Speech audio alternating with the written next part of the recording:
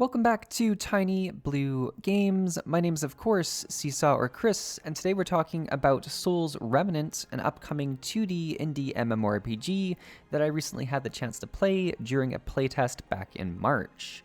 Now, just before we get into the video, I did want to have a quick touch base here because I know it's been a while since I've made a video on this channel. I did make some posts about this at the start of the year, but for those of you who've been curious as to where I've disappeared to, I've been working on a very specific project in 2025. I've made a new YouTube channel called Could I Code, and on that channel, I've been documenting my experience at learning to do game dev on Unity. And that's kind of one of the main reasons I was really excited to check out this specific game, as it is an indie MMORPG. I'm in no way making an MMORPG. I wouldn't even know where to begin in terms of the network coding that's involved for that. But I am making a 2D side-scrolling RPG, I guess you'd call it. And yeah, it's been a real interesting experience. There's definitely been a lot of ups and downs. I'm absolutely a beginner, so if you do check it out, you'll see that very quickly.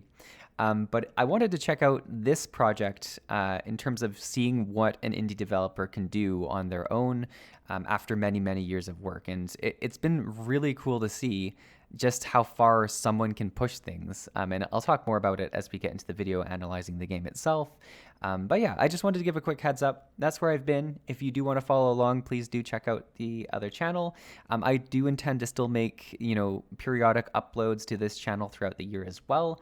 But it is something I've just wanted to shift focus on for a bit. And I was feeling inspired to try out game dev, and that's kind of where I've dived into. And I've tried to communicate it as best I can, but this is just another one of those times where I'm trying to say, hey, that's where I am. All that said, let's get into Soul's Remnants.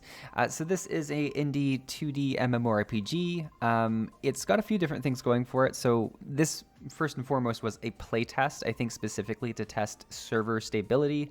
And we'll talk a bit about that in a second, but the servers did have the occasional issue throughout the playtest. I didn't have a tremendous amount of time to play, just because I was busy with other stuff over the weekend. But the big thing I tried to do was get in the game and make a few different characters to try out kind of the different skills that are available in the game. And I guess I should lay out how the game works. So it is a classless game with four kind of different archetypes of skills, although I believe you could mix and match these, but there's kind of four different quadrants you can go in that are very catered to different playstyle. One's more warrior-like, one's more assassin or archer-like, and then a few different magical ones. One's more supportive and one's more offensive magical abilities. Progression-wise, you have skill points, you have attribute points, and you have gear to get, so very common to any kind of RPG or MMO.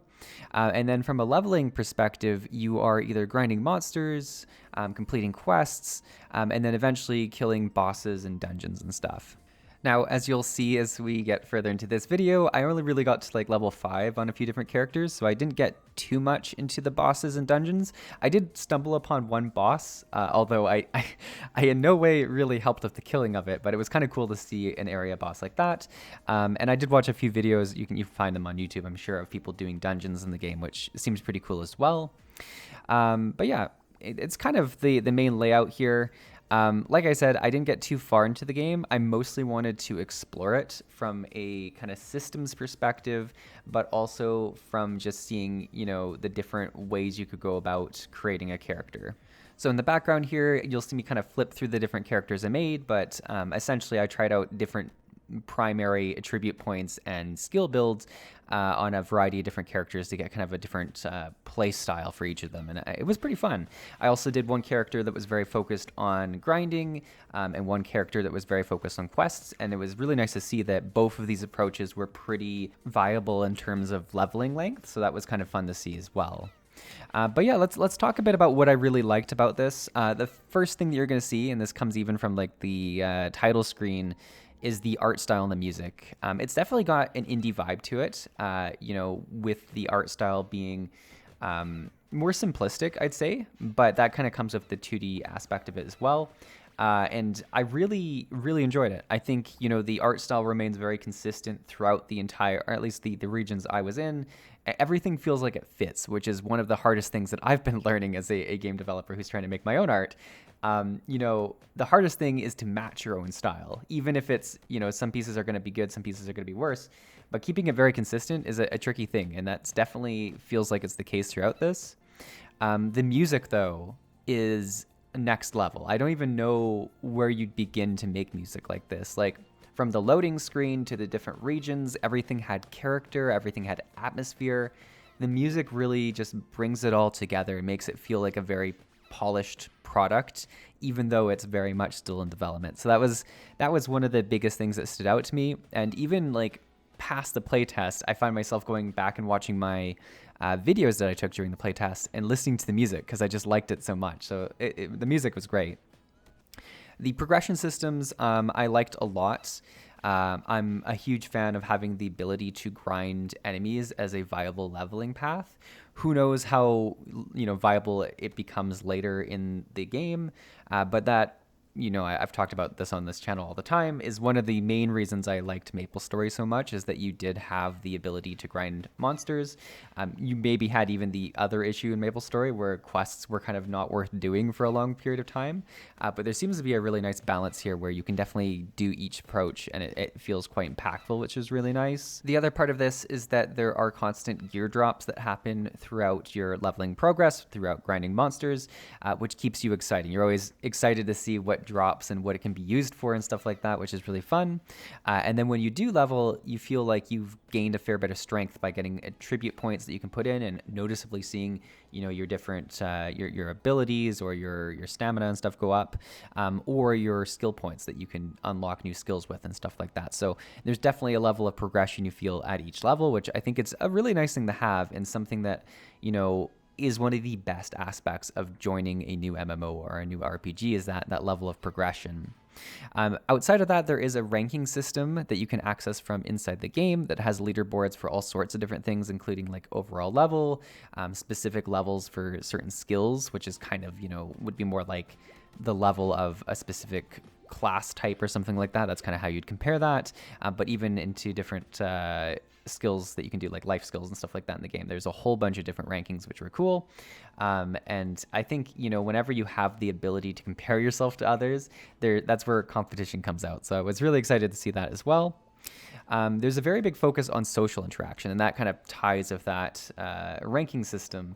You kind of want people to know each other in the game, and that comes from obviously being the highest level, but also working together to complete different world quests, kill different bosses in the maps. As I mentioned, I assisted slightly in the killing of a boss that you'll see in the video here. But interacting with different elements, you can set up your own shop, which is really cool. You'll see, later in the video, there's a section where I stumble upon like just all of these different player shops that are set up in this kind of central area, where I went through it earlier in my play session and it was kind of deserted. And then I came back to it and I was like, what are all these like NPC shops? And eventually I figured out they were player shops, and I was blown away that there were so many of them. It really had that vibe of the MapleStory free market coming back, which was really cool to see. And then lastly, there was a few abilities I really liked, specifically the Soul Shot ability, which was one of the abilities I caught kind of closer to level 5. But it was this ability that was an arrow that you shoot and you charge up for it to have a different projectile kind of angle. And it does more damage the further the enemy is from you. So you can kind of get into a really nice sniping spot and do really big damage. And it shifted the play style for that one character a fair bit, versus a lot of my other characters were all about kind of a lighter AoE grinding attack. This one was very much these big, heavy, long-range shots that I was trying to do. So it was cool that there was that diversity in play style. And that's always what I'm looking for in games like this. But let's get a bit into some of the things I didn't like as much. Obviously, not every game is going to be for everyone. I'd say overall, this game was for me. There were a few things that, aren't my cup of tea. And the biggest one is the classlessness of the game. It's actually one of the driving factors that, old school RuneScape and New World, the classlessness of those games weren't my favorite part either. I'm definitely someone who prefers to have more rigid class archetypes of fantasy and stuff, and different gear sets and stuff that belong to them. That said, I do enjoy the freedom that this presents, but it is something that I think would eventually weigh on my longevity of the game. That said, there's obviously an audience for the classless system. I mean, old school RuneScape is very popular for a reason. People really enjoyed the classlessness of New World. That was not one of the reasons people disliked it. So there's definitely a lot of audience for that. It's just not the part of the game that I'm as drawn to. And then one of the other things, obviously, was the server testing. Like this was a play test. This is a game still in development, but there were a few times where I was trying to play and the servers died. Like things would just stop, registering. Things would stop dying. There was a while where my mana wouldn't respawn, and I couldn't understand if that was a mechanic of the game because it was one of my first characters. And I was like, this is crazy. How do I get mana back? But it was just the server kind of wasn't working as intended. So I just wasn't getting mana. And then a few times it just like wouldn't open, or like certain channels would crash and stuff like that. So there's obviously that. That's not something, that's wrong with the game. It was just an issue that was part of the playtest, right? But overall, my opinions of the game, again, from someone who's trying to make their own game that's not even going to scratch the complexity of this project, I'm blown away by what this project is. I know it's been many, many years, but it's such a polished game to be an indie MMORPG. I think it's definitely getting close to a point where, they'd want to look at releasing it and have it be something that's built on over time, because that's the other part with it being an MMO, is that it's going to continue to receive updates over time, you'd assume. And some quality of life can be introduced after the fact. But yeah, I definitely felt, like it was definitely getting closer to being ready to launch, especially if they iron out the server issues that they were having, which I know saying that's probably a pretty complex problem to work through. But I think it also speaks to the level of interest that was there for the playtest, that the servers were having issues because so many people were coming in to test out the game. At the end of the day, we're all pretty excited and waiting for new MMOs. So I think there's a level of interest to jump into it for sure. But yeah, I think it feels very clean. I think the music was great. The art was great. It really stood out to me. Like if you watch a video of this, it's very clear that you're watching Souls Remnant. So there's a level of identity that's captured there. I think that a lot of that comes from the actual player model. It's pretty unique compared to some other games that you would see.